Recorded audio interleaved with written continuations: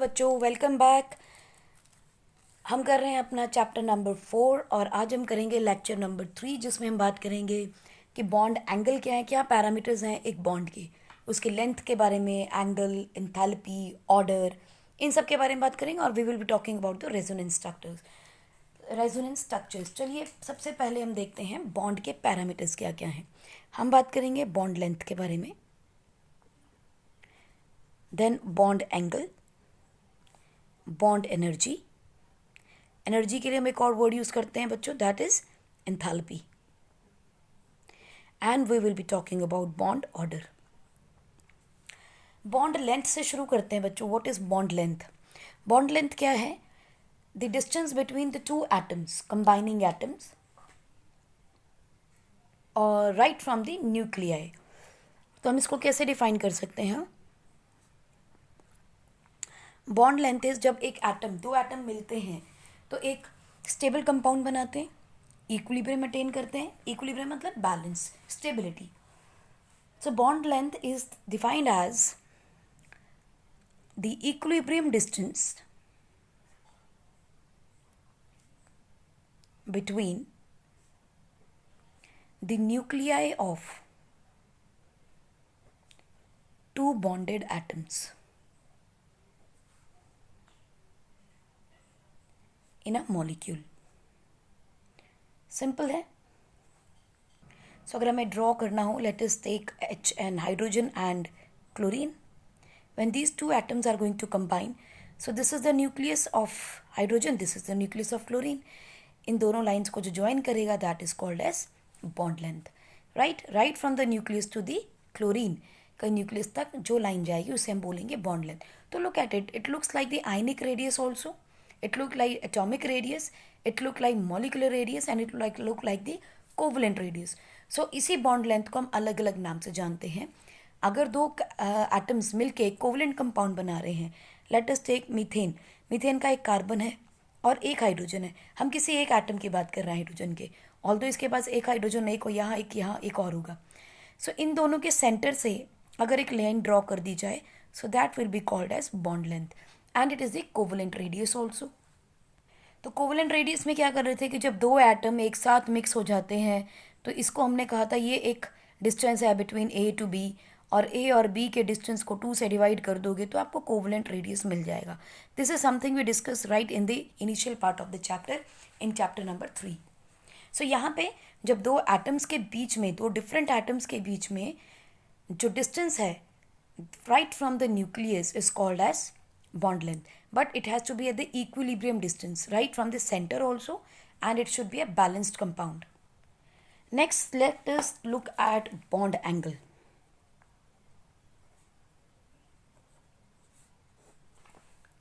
What is bond angle? Bond angle is defined as angle between the orbitals containing bond pair electrons और the orbitals containing bonding electron का मतलब क्या है? is defined as the angle between the orbitals containing valence electrons, means वो electron जो bond formation में काम करेंगे। so bonding electron pairs around the central atom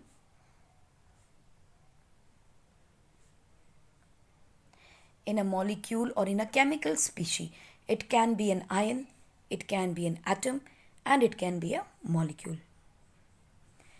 Right? So example देखते हैं इसकी। We have oxygen. Oxygen के साथ एक हाइड्रोजन, एक hydrogen. Now what is happening? This is one atom of hydrogen each, and this is the another atom of oxygen. So it is defined as angle between the orbitals containing bonding electron pairs, यानी एक orbital ये है, एक orbital ये है। They are connecting with around the central atom. Central atom कौन है? Oxygen. In a chemical species, it can be a molecule or an ion. So this is the angle between the bonding electron pairs. This is the bonding electrons. एक oxygen electron oxygen का है, एक electron hydrogen का है। दोनों मिलके एक bond बनाते हैं। So these are the bonding electrons. So defined as the angle between the orbitals containing bonding electron pairs around the central atom. This is the angle. So यहाँ पर ये एंगल होता है 1.4.5 डिग्रीज. बॉन्ड एंगल से हमें ये पता चलता है कि सेंट्रल एटम के अराउंड जो टर्मिनल एटम्स हैं वो किस तरह से अरेंज्ड हैं, और इसी वजह से we can get to know the structure और shape of the molecule. So bond angle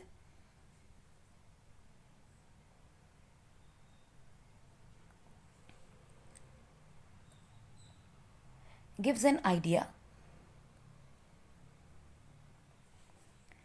about the distribution of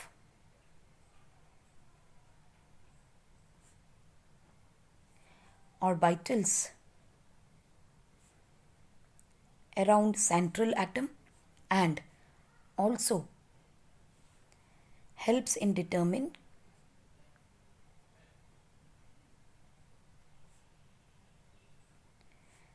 its shape, or we can say shape of molecule or compound or ion. Correct. Bond enthalpy को बच्चों bond dissociation energy के नाम से भी जानते हैं.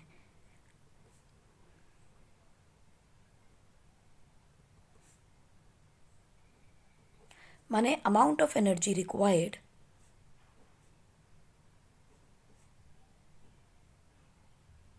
to break 1 mole of bonds of a particular type. एक ही तरह की 1 मोल बॉन्ड्स को तोड़ने के लिए कितनी एनर्जी चाहिए?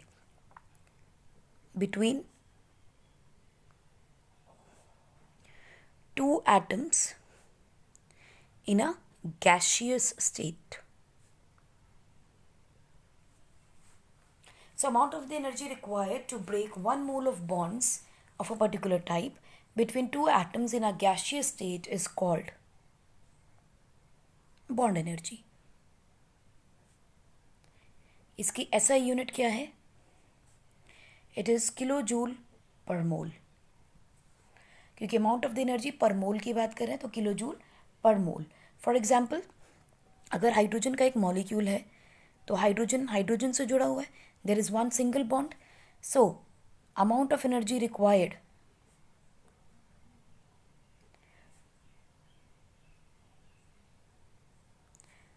to break hydrogen hydrogen bond is equal to 435.8 kilojoule per मोल. यानी कि अगर इसको तोड़ना हो तो मुझे इतनी एनर्जी देनी पड़ेगी. It means it is an endothermic reaction, क्योंकि यहाँ प्लस का साइन है. Look at it. अगर हाइड्रोजन गैशियस एटम को मॉलिक्यूल को आप एक हाइड्रोजन में तोड़ते हैं which is a gaseous atom of hydrogen, then delta H required for this dissociation is called as is the 435.8 kilojoule per mole. और इसी को हम एटमाइजेशन एनर्जी के नाम से भी कह रहे हैं, क्योंकि एक मॉलिक्यूल को एटम में कन्वर्ट कर रहे हैं. सो एटम फॉर्मेशन हो रही है. एटम के फॉर्मेशन के लिए हम यूज़ करते हैं delta A H in the standard condition. ऊपर नॉट लगाने का मतलब है स्टैंडर्ड कंडीशन. ऐसे भी लिखा जा सकता है, बट अभी बर्डन मत लीजिए. We will talk about it in detail in coming up chapters. अभी यहाँ समझिए, एक मॉलिक्यूल को एटम में कन्वर्ट किया इसलिए एटम लिख दिया, क्योंकि स्टैंडर्ड कंडीशंस है. Normal temperature and pressure conditions की बात कर रहे हैं. सो it is the standard condition. लेकिन टेम्परेचर हमने इसमें दिया कितना है, डेल्टा कितनी दी है, हीट कितनी दी है, दैट इज़ प्लस 435.8. हाइड्रोजन में इतनी एनर्जी डालोगे तो ये एटम्स बनेंगे. सिमिलरली अगर आपको ऑक्सीजन को तोड़ना हो, गैशियस एटम है ऑक्सीजन का, if you want to break this, so आपको क्या करना पड़ेगा? हमें इसमें फिर से ऑक्सीजन को गैशियस एटम में तोड़ने के लिए हमें delta atomisation of oxygen in standard conditions देनी पड़ेंगी. Delta atomisation amount of heat energy in standard condition is 498 kilojoule per mole. आप खाली डेल्टा एच भी लिख सकते हो, डोंट गेट कंफ्यूज। सिमिलरली देखो नाइट्रोजन का, नाइट्रोजन में भी अगर आप हीट देते हो तो नाइट्रोजन का एटम बन जाएगा इन गैशियस फॉर्म। तो डेल्टा एच कितना होगा, 946.0 kilo joule per mole. So look at that, single bond को तोड़ना था तो कम एनर्जी चाहिए, डबल बॉन्ड को और ज़्यादा एनर्जी देनी पड़ रही है, सो ट्रिपल बॉन्ड को और ज़्यादा देनी पड़ेगी। इसका मतलब स्टेबलाइजेशन ज़्यादा है, जिसको ज़्यादा तोड़ने के लिए एनर्जी डालनी है, यानी कि एफर्ट ज़्यादा लगाना पड़ेगा, वो ज़्यादा स्टेबल होता है ना। सो यहाँ पर हम ध्यान रख सकते हैं that larger the bond dissociation energy, stronger is the molecule.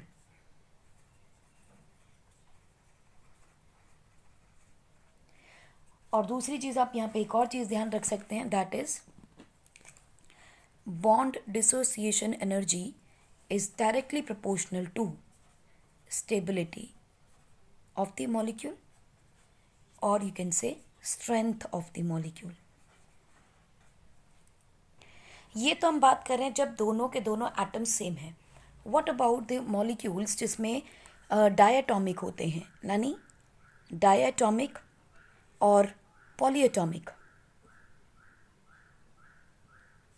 Molecules, जैसे HCl, और यहाँ पे देखो जैसे H2O, यहाँ 2 हैं, यहाँ 3 एटम्स हैं। इस कंडीशन के अंदर डेल्टा एच की कॉम्प्लिकेशन होती है निकालनी। क्यों? दो डिफरेंट बॉन्ड्स एसोसिएटेड हैं। लाइक HCl में देखिए, HCl के अंदर जब टूटेगा in gaseous form, it will give you hydrogen का एटम और एक देगा क्लोरीन का एटम। यहाँ पर जो delta H atomization at standard condition है, this is 431.0 kilojoule per mole. Now look at it, जब हाइड्रोजन को तोड़ा था तो 35 थी, ज़्यादा एनर्जी थी। अभी जब इन दोनों को तोड़ा है तो डिफरेंट एनर्जी है, दिस 431.0 किलो जूल पर मोल। लेकिन अब अगर वाटर में देखें तो लुक एट इट, अभी वाटर में देखिए क्या हो रहा है। वाटर के अंदर आपके पास दो तरह के बॉन्ड्स हैं, दो बॉन्ड्स हैं, एक ये बॉन्ड है और एक ये बॉन्ड है, दो डिफरेंट बॉन्ड्स हैं हाइड्रोजन हाइड्रोजन की। सो जब इसको तोड़ेंगे वाटर को तो क्या मिलेगा आपको, यू विल गेट OH। पहली चीज़ यहाँ से बॉन्ड डिसोसिएट करेगी तो OH मिलेगा, plus you will get H positive ion. Correct? So पहला टूटना ये रहेगा, this is the step number 1। और इस स्टेप नंबर 1 के लिए पहले तो ऑक्सीजन हाइड्रोजन की बॉन्ड टूट रही थी, तो कितनी एनर्जी रिक्वायर्ड थी हमें for the formation of these atoms in first one, that is 502 kilojoule per mole. अब देखो इसको तोड़ना पड़ेगा मुझे, OH नेगेटिव को जब हम तोड़ेंगे, ठीक है, इन द गैशियस स्टेट, ये भी गैशियस स्टेट में है, ये भी गैशियस है, राइट। अब एटम बना रहे हैं, आयन नहीं, तो इसको हम लोग ऐसे ही लिखेंगे, ये टूटेगा, H एटम बना, एक OH एटम बन गया, मॉलिक्यूल बन गया। अब ये मॉलिक्यूल तो फिर तोड़ना है क्योंकि मुझे एटम में चाहिए। So oxygen as an atom, hydrogen as an atom is required. Now this is called as, this is the step number 2। अब देखना ये है कि स्टेप नंबर 2 में एनर्जी कितनी निकली। जब हमने कैलकुलेट किया इसका तो इसकी एनर्जी निकली बच्चों, this is all the experimental values, हम कुछ कैलकुलेट नहीं कर रहे, by experiment we found out कि उसके अंदर एनर्जी रिक्वायर्ड थी 427 किलो जूल पर मोल। अब देखो इस बॉन्ड की एनर्जी अलग है, इसकी अलग है, लेकिन एक्चुअली में फाइनल वन स्टेप रिएक्शन क्या है, अगर इन दोनों को कंबाइन कर दो, combining step number 1 and 2, actually में क्या हो रहा है, water is getting dissociated into oxygen as an gaseous atom plus 2 hydrogen as a gaseous atom are being available. So इसकी टोटल एनर्जी एटमाइजेशन H क्या होगा, this is what you have to find out. इस step की अलग है, इसकी अलग है, तो इसकी क्या होनी चाहिए, टोटल कैसे निकालेंगे, दिस इज कॉल्ड एज बच्चों मीन और एवरेज बॉन्ड एनर्जी। मीन या फिर एवरेज बॉन्ड एनर्जी। मीन या total bond energy he is used in case of polyatomic ions और एटॉमिक मॉलिक्यूल्स। पॉलीएटॉमिक कंपाउंड है, मॉलिक्यूल है, तो उसके अंदर हम किसी एक की एनर्जी नहीं ले सकते, हम डायरेक्टली 502 या 427 यूज़ नहीं कर सकते। तो हम क्या करेंगे, हम मीन कैलकुलेट कर लेंगे। And what, how do we calculate it, this is the average bond energy is equal to delta AH1 plus delta AH2 in standard conditions divided by कितनी है हमारे पास 2 divided by 2. So इसको क्या कहेंगे? The bond dissociation energy is in all the steps divided by total number of steps. Bond dissociation energy of each step, sum of bond dissociation energy of each step divided by total number of bonds. Each step की जगह आप bond भी लिख सकते हो. Bond dissociation energy of each bond divided by total number of the bonds. This will give you the mean. So अगर हम इस केस में देखें तो क्या होगा? For example, 502 plus 427 दो ही टर्म्स है हमारे पास, 2 से डिवाइड कर देंगे. So you will get 929 divided by 2, 4 2s are 8, 4 6 are 12, 4 4s are 4 2 4s are 8.5 kilojoule per मोल. सो अगर हमसे ये पूछा जाता है कि वाटर मॉलिक्यूल गैसियस फॉर्म में था, उसे हमें 2 हाइड्रोजन एटम में कन्वर्ट किया और 1 ऑक्सीजन में, तो टोटल अमाउंट ऑफ एनर्जी हमने कितनी दी? So I will say that the total amount of energy was 464.5 kilojoule per mole. Bond order बच्चों क्या होता है? In Lewis dot structure,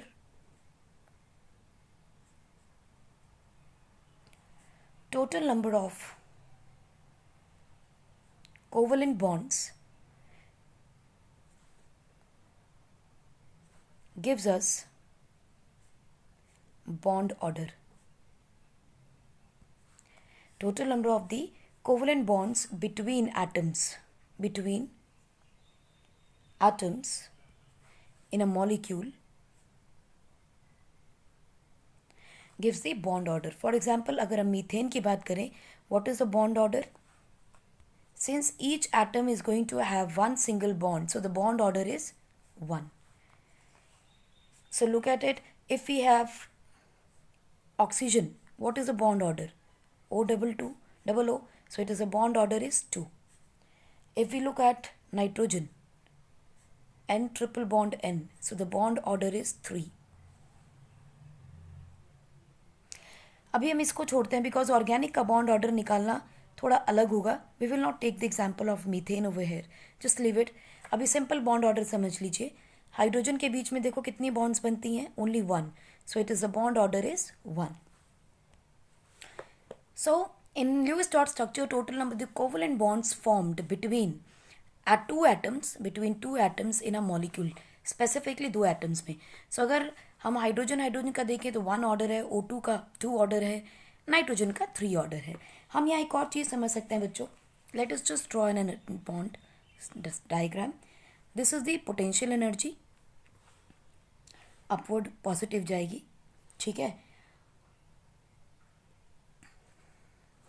और हमें पता है वाई एक्सिस पे डाउनवर्ड स्केल नेगेटिव हो जाता है, राइट. अब ये कहते हैं कि जब भी कोई बॉन्ड ऑर्डर बनता है बच्चों, पोटेंशियल एनर्जी जो है it decreases with the decrease in the intermolecular distance, माने स्टेबिलिटी बढ़ जाती है. मान लो आपके पास 2 एटम्स हैं, दे आर गेटिंग ओवरलैप्ड, ठीक. अब यहाँ पर क्या होगा? इन दोनों के बीच में डिस्टेंस क्या है? D. This is a D. अब जितना कम डिस्टेंस होगा यानी this is going to give us the bond length. जितना कम बॉन्ड लेंथ होगा उतनी ही कम उसके पास पोटेंशियल एनर्जी होगी. सो अगर हम इसको इंटर न्यूक्लियर डिस्टेंस से ले लें on the x axis, inter nuclear distance. So let us draw a graph between the internuclear distance and the potential energy or the energy, bond energy of the any bond. So आप देखोगे कि जैसे जैसे हमारे पास distance कम होगा, intermolecular distance कम होगा, bond energy भी reduce होती चली जाएगी. So let us read this graph on from the right to left. Bond energy कम हो रही है. एक पॉइंट आएगा, उसके बाद एकदम से बॉन्ड एनर्जी शूट करेगी ऊपर की तरफ. नाउ दिस डिस्टेंस जहाँ पे बॉन्ड एनर्जी सबसे कम है, this is the least energy या least potential energy, this is the least potential energy, और इसी को हम क्या कह रहे हैं, बॉन्ड एनर्जी। अगर ये कम होगी, जिस डिस्टेंस पे ये कम हो रही है, यानी कि दिस डिस्टेंस, यहाँ एक्स एक्सिस से डिस्टेंस लेंगे, this is what, D not. This is the most stable distance between two atoms, जब बॉन्ड एनर्जी सबसे कम है, यानी द एनर्जी जो उसके अंदर पड़ी है, यानी पोटेंशियल एनर्जी जो उसके पास है वो सबसे कम होगी। So the potential energy decreases with the decrease of inter nuclear distance. जैसे जैसे डिक्रीज हो रही है, देखो बॉन्ड एनर्जी भी, पोटेंशियल एनर्जी भी डिक्रीज हो रही है। अब अगर न्यूक्लियस बहुत नज़दीक आ जाए, एक दूसरे के बहुत नज़दीक आ जाए, तो क्या होगा, as soon as nuclei comes very close to each other,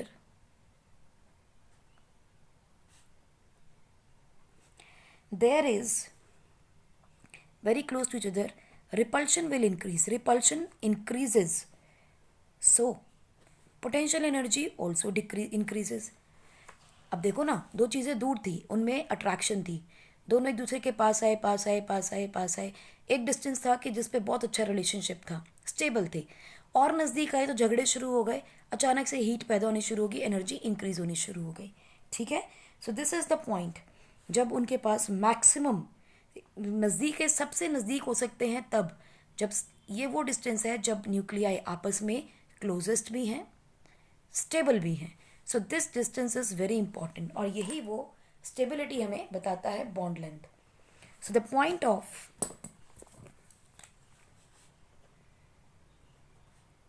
maximum stability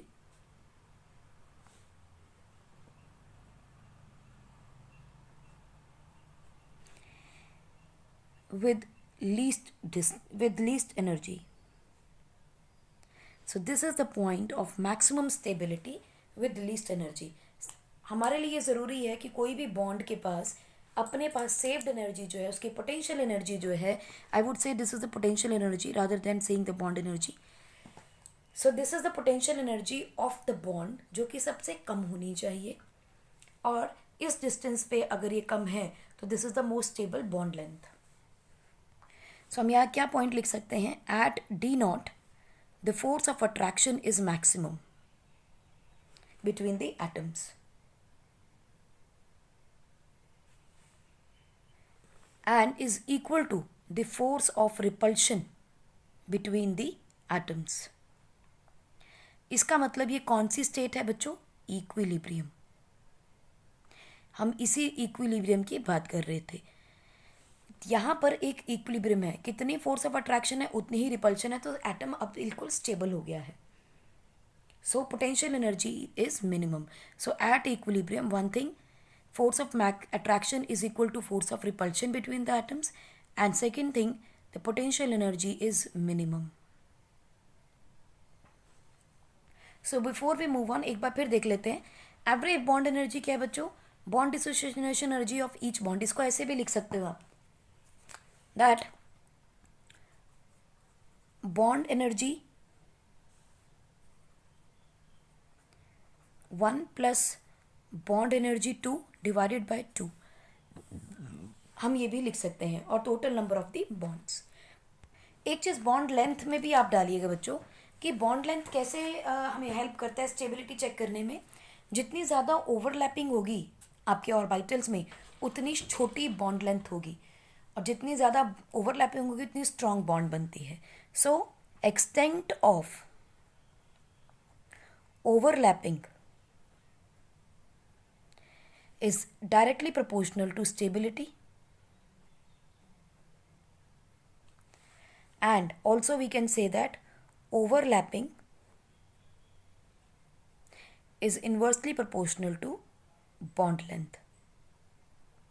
जितनी ज़्यादा ओवरलैपिंग उतनी छोटी बॉन्ड लेंथ, जितनी छोटी बॉन्ड लेंथ उतनी ज़्यादा stability. Next let us look at the resonance structure. What do you mean by resonance structure? इनको हम एक और नाम से जानते हैं, canonical structures, and these are also called as the isomers of Lewis dot structure,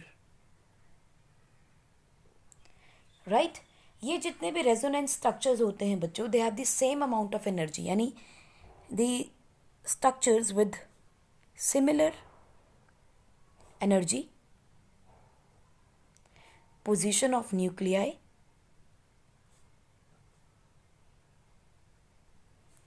bond pair, electron and lone pair electrons. With similar energy, position of the nuclei, bond pair electron and lone pair electrons, the hybrid of such structure,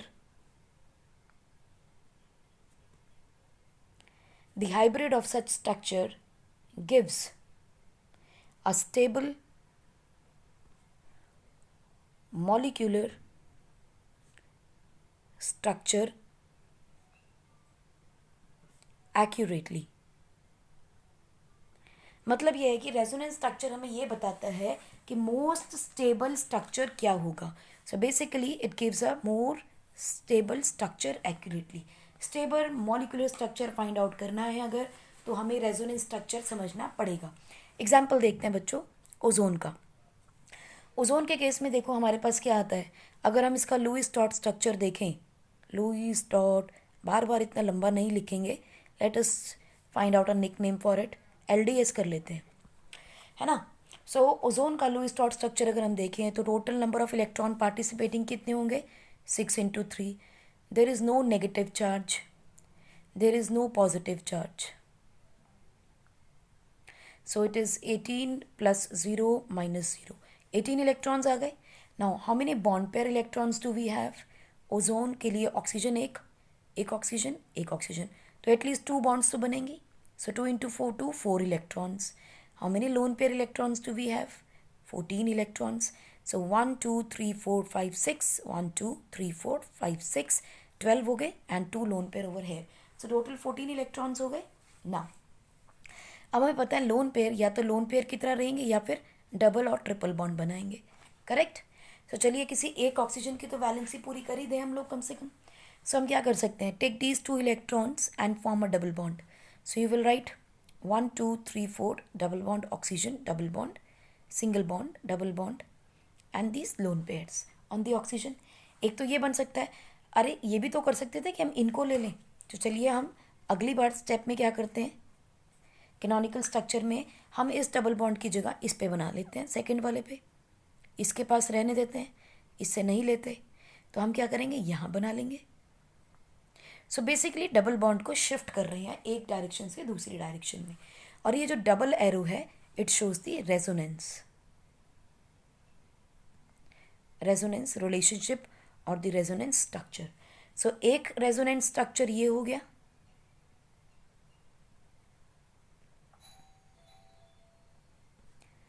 और एक resonance structure ये हो गया.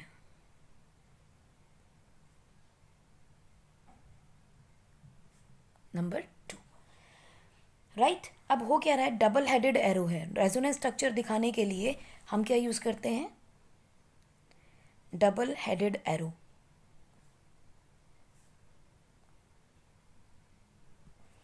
Right. सो इसका hybrid structure कैसा बनेगा, कभी कहते हैं बॉन्ड इधर, कभी कहते हैं बॉन्ड इधर. तो अब क्या करें, ओके तो इसका हाइब्रिड स्ट्रक्चर बनाते हैं बच्चों. Hybrid structure is the most stable structure.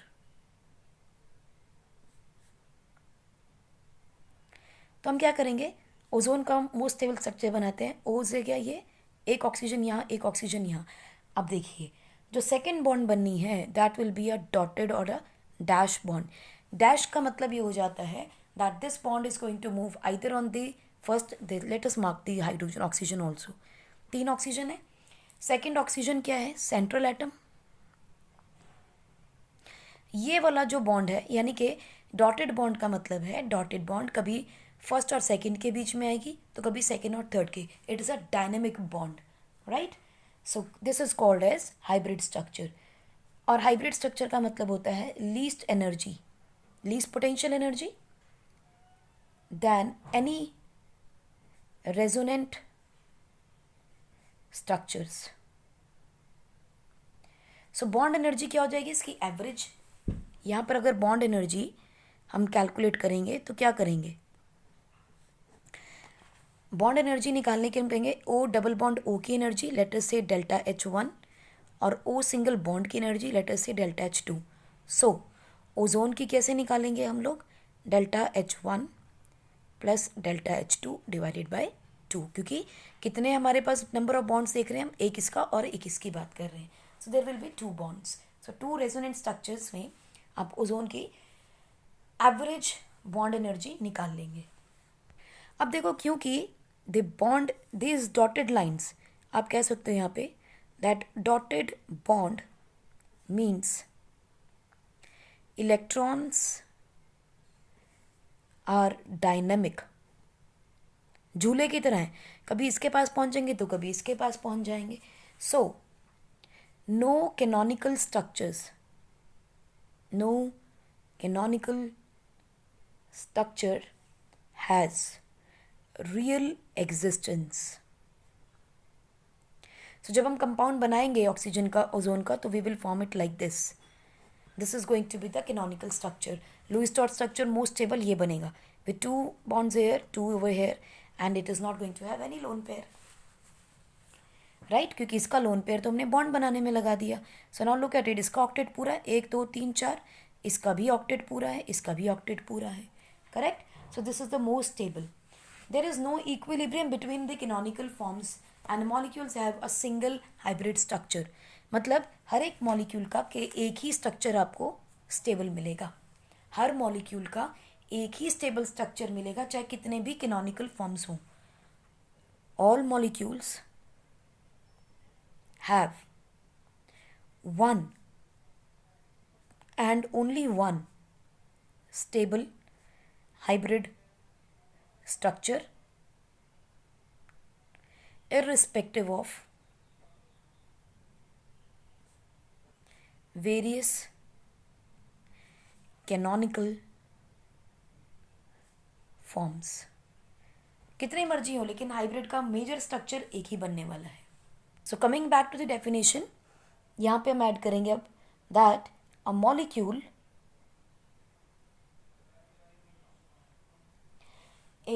Molecule having a number of structures with similar energy, position of the nuclei, bond pair electron and lone pair electron is called as resonance structure. अच्छा, canonical structure को बनाने का, hybrid structure निकालने का बड़ा आसान तरीका भी है. देखो कैसे, ये आपका ऑक्सीजन रहा, एक सिंगल बॉन्ड, एक सिंगल बॉन्ड. अब आपने क्या बनाई, मैं आपको 2 डिफरेंट कलर्स से बना के दूंगी. दिस इज एक स्ट्रक्चर है आपका कैनोनिकल फॉर्म में. चलिए एक और स्ट्रक्चर कैनोनिकल बना लेते हैं. ठीक है, ये हमारा दूसरा कैनोनिकल स्ट्रक्चर है. इसका हाइब्रिड बनाना है ना, इस एक स्ट्रक्चर को दूसरे स्ट्रक्चर के ऊपर रख दो, तो आपको क्या लगेगा कि एक डॉटेड लाइन यहाँ है, एक डॉटेड लाइन यहाँ है, इसको इसके ऊपर रखो. ट्राई टू सी, इस वाले स्ट्रक्चर को इसके ऊपर रख दो, फ्रेम करो ट्रेसिंग पेपर के साथ. नीचे ट्रेसिंग पेपर रखो, ऊपर इसको रख दीजिए. सो what you will find oxygen, oxygen and oxygen, 1 and 2. चलो हम इसको ऐसे ही मार्क कर लेते हैं, राइट. सो इसी से हमने हाइब्रिड स्ट्रक्चर को निकाला है. सो 1 2 3 4, 1 2 3 4, दैट्स इट. देखो इसमें क्या बन रहा था, 2 इलेक्ट्रॉन इसके पास, 4 इसके पास, 6 इसके पास, बहुत सारे इलेक्ट्रॉन्स हैं. इसमें भी देखो 2 इसके पास, 6 इसके पास और 4 इसके पास, 2 4 6, कितने सारे वैलेंस इलेक्ट्रॉन पड़े हैं. नाउ लुक एट इट, 1 2 1 2, और सेंट्रल एटम पे कोई भी लोन पेयर नहीं है. बच्चों ध्यान रखिएगा, सेंट्रल एटम पे कोई भी लोन पेयर ना होना या कोई भी चार्ज ना हो, that gives us the most stable configuration. ठीक है, सेंट्रल एटम पे no lone pair and no charge is going to give you the most stable structure, right. चलिए प्रॉब्लम नंबर 4.3 देखते हैं बच्चों. Explain the structure of carbonate ion in terms of resonance. तो कर लेते हैं, क्या दिक्कत है. सो हमारे पास है कार्बोनेट आयन। तो सबसे पहले इसका लुईस डॉट स्ट्रक्चर बनाते हैं, फाइंड आउट करते हैं क्यू। कार्बन के पास एटॉमिक नंबर 6, तो वैलेंस इलेक्ट्रॉन 4, प्लस ऑक्सीजन के पास 6 × 3, प्लस नेगेटिव चार्ज कितना है 2 negative charge, minus there is no positive charge तो 0, so it is going to be 4 + 18 + 2, that is 24 electrons. Now let us find out the bond pair electron. उसके लिए हम एक structure बनाते हैं, सेंट्रल एटम जिसके पास जो नंबर में कम हो। कितने नंबर कम है? ऑक्सीजन के 3 है, कार्बन का 1 है, सो सेंट्रल एटम और कार्बन हो जाएगा। 3 ऑक्सीजन है तो लगा देते हैं 3 ऑक्सीजन, करेक्ट। सो 3 मिनिमम बॉन्ड तो बनेंगे ही बनेंगे। तो what is the bond pair electron? 6 electrons. बचे कितने इलेक्ट्रॉन? 18 इलेक्ट्रॉन्स। तो सबसे पहला रूल क्या है? आपके आउट टर्मिनल एटम्स का ऑक्टेट पूरा कर दीजिए। चलिए हमने कर लिया, राइट। नाउ ये या तो लोन पेयर रहेंगे या फिर ये मल्टीपल बॉन्ड्स बनाएंगे, डबल बॉन्ड या ट्रिपल बॉन्ड। ऑक्सीजन की कोवेलेंसी 2 होती है, so let us take one thing, ये उठाते हैं और इसको यहाँ लगा देते हैं। So what do you get? You will get carbon with a single bond and 6 lone pair of oxygen, double bond with 4 lone pairs, single bond with 6 lone pair. Now carbon की कोवेलेंसी क्या है? Maximum 4, सो इसके आगे bonds नहीं बनेंगे। हमें formal charge भी निकालना आता है, हमने फॉर्मल चार्ज निकाल लिया इस ऑक्सीजन पे। Look at this one, 4 lone pairs हैं, so 6 - 4 - 2 bond pair electrons 2, so it is a zero charge. So यहाँ हम ज़ीरो लगा देते हैं। फिर हम देखते हैं फिर formal charge second of the oxygen जिसमें 6 वैलेंस इलेक्ट्रॉन है। 6 minus how many bond pair electron are there? 2। How many lone pairs are there? 6। Okay, 2/2, so it is going to be 6, ये आ जाएगा 1, so it is -1 charge. So यहाँ -1 और similarly इस पे भी -1। कार्बन का देखें formal charge, how many valence electron? 4। How many lone pair? nil. And how many bond pair electron? 8 might divided by 2, 4 electrons. So it is 0. So इसके ऊपर भी कोई चार्ज नहीं आएगा। Although सेंट्रल एटम पे कोई चार्ज नहीं है, वैलेंसी पूरी है, seems to be a hybrid structure है, हमें लगता है कि ये स्टेबल है। बट हम ये भूल गए कि डबल बॉन्ड है और सारे एटम्स भी सेम है, तो डबल बॉन्ड तो कहीं भी शिफ्ट हो सकती है ना। So let us see what we are going to do. अपन इसके कैनोनिकल स्ट्रक्चर्स बनाने हैं। Let us find out the resonance structures. Resonance structures में क्या करेंगे? कार्बन का double bond oxygen, single bond oxygen. Canonical structure दूसरा, डबल बॉन्ड को शिफ्ट करते जाइएगा किसी भी डायरेक्शन में, राइट साइड को रोटेट कर लो चाहे, ठीक है, ताकि सबके ऊपर आ जाए। Single bond, double bond, negative negative negative negative negative and negative. So these are the 3 resonance structures of carbonate ion. These are the resonance structures. Similarly problem number 4 देखते हैं बच्चों। उसमें है कार्बन डाइऑक्साइड मॉलिक्यूल का, देखते हैं।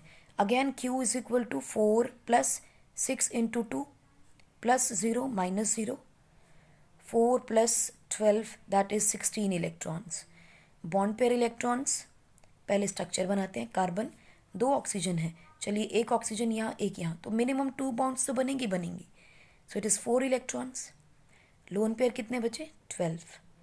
Now सबसे पहले आउट टर्मिनल एटम्स की वैलेंसी पूरी कर लेते हैं। हो गया।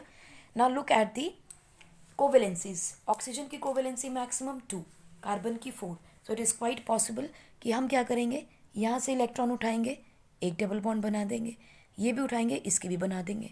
सो what you will get? Carbon double bond oxygen and then carbon oxygen के साथ विथ 4 लोन पेयर्स। और हमें पता है ऑक्सीजन जिसके पास 4 लोन पेयर होते हैं और डबल बॉन्ड होती है, उसका फॉर्मल चार्ज क्या होता है? 0। कार्बन की वैलेंस इलेक्ट्रॉन 4 ही उसके पास बॉन्ड पेयर इलेक्ट्रॉन्स हैं and there is no lone pair, so carbon का भी फॉर्मल चार्ज क्या हो जाएगा? 0। सो इसका मतलब this is the most stable hybrid structure also, और यही उसका लुईस डॉट स्ट्रक्चर बनेगा, correct.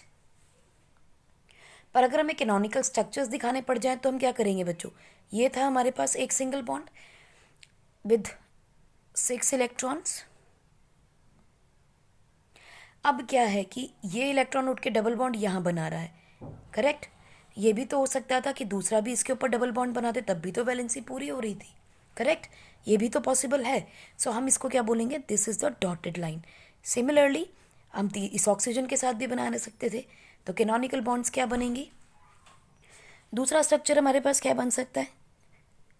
We can have 4 oxygens over here, double bond carbon, single bond. और तीसरा कैनोनिकल स्ट्रक्चर हमारे पास क्या बनेगा बच्चों? Carbon with double bond oxygen, and these one. Now all the bonds have a different bond length. पक्की बात है, सिंगल की अलग है, डबल की अलग है, ट्रिपल की अलग है, ठीक है?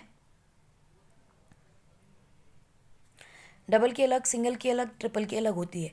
So the average bond length निकालनी पड़ेगी आपको यहाँ। सो एवरेज बॉन्ड लेंथ कैसे निकलेगी? देखो, ट्रिपल बॉन्ड की लेंथ होती है बच्चों